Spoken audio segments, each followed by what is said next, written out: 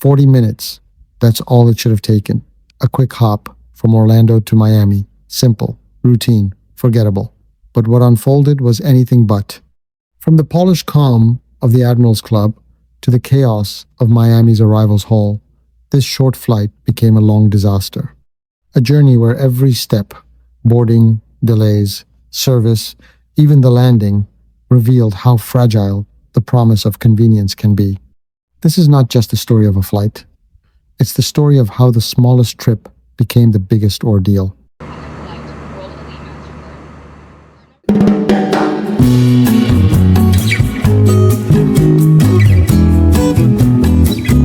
Every journey begins with expectation. For me, it started here, inside the Admiral's Club, where comfort and calm promised a smooth flight ahead. The lounge is indulgent, premium, a world away from the cramped cabin I was about to face. Alright, so as you guys know, I only choose one of airline lounges. So we'll start with this one. I have to savor it because I think next time traveling is 3 weeks from now. So.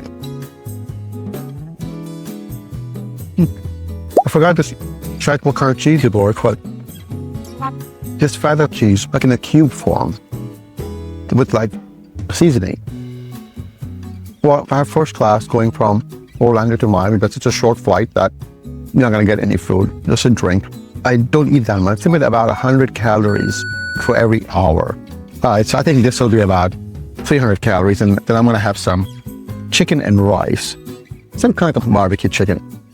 Well, I also got some crumbs of feta cheese too, and some little pita bread for dipping. Oh, forgot to get hummus. I'll go get that. See you in a while. Alright, as you guys know, I only eat cheese when I visit airline lounges. Even my family joined in. Tell us what you're eating. Salad, cheese, and naan with something called like onion dip. Yeah, that's pretty much it. It's pretty good. Daniel with his cheese cubes and onion dip. My wife with hummus, couscous, and salad. What are we eating here? So you got the same thing as her. Very healthy stuff. Is that hummus? Is that couscous? Is that couscous? Yep. I have couscous, I have onion dip, cheese salad, broccoli. There's something spicy around someplace. Cheese became the theme of the day. From here, it was time to leave the lounge and head toward the gate, the calm before the storm.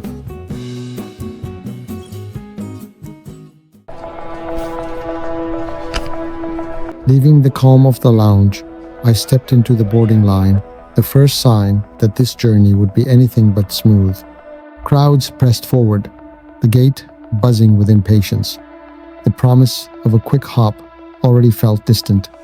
This is the Airbus A319. It's one of the smaller aircraft in the fleet, and you can feel it the moment you step inside. Tight cabin, narrow aisles, and every seat filled. The contrast was immediate. From premium comfort to cramped reality. That's how small the cabin is, right?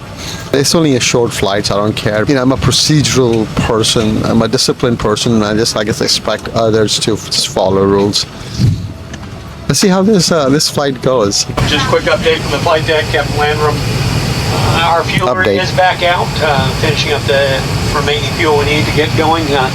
So now that it's in progress, should be off the gate here in a few minutes. The atmosphere shifted in seconds. As the boarding announcement echoed, I knew the ordeal was only just beginning. Internal flight crew also have to be aware that passengers are just waiting. Give them some water, or keep them entertained, or something like that.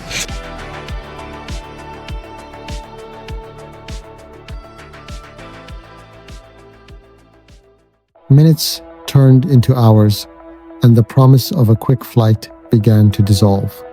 Announcements echoed through the cabin, each one pushing departure further into uncertainty. Passengers shifted restlessly, the air thick with impatience and fatigue. Every tick of the clock was a reminder. This was supposed to be a 40-minute journey. Instead, time slipped away, and the ordeal deepened.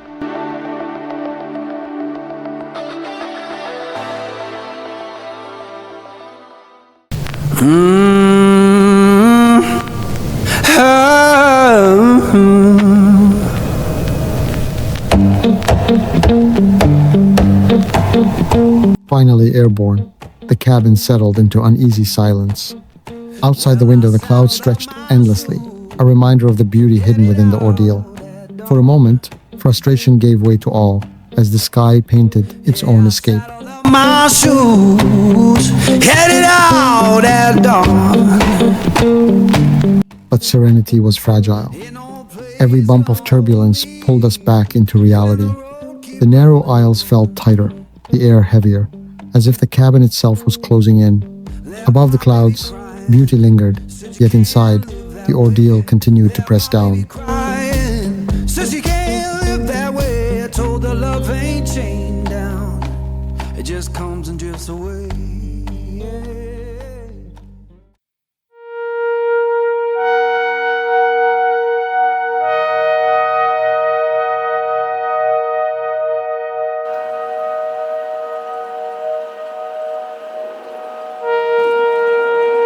Touchdown should have been the end, but instead, it was the beginning of another storm.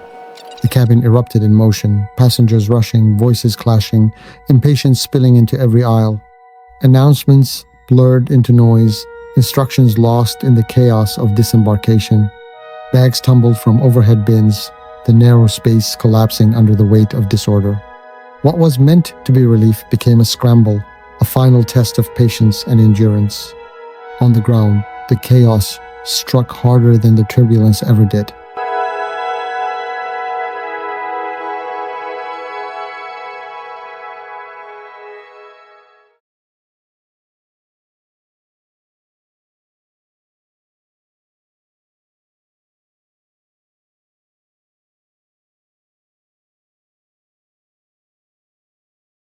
Journeys are measured not just in miles, but in moments.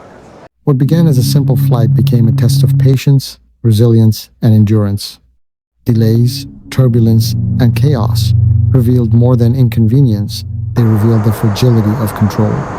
Above the clouds, beauty reminded us of perspective. On the ground, disorder reminded us of reality. In the end, the lesson was clear.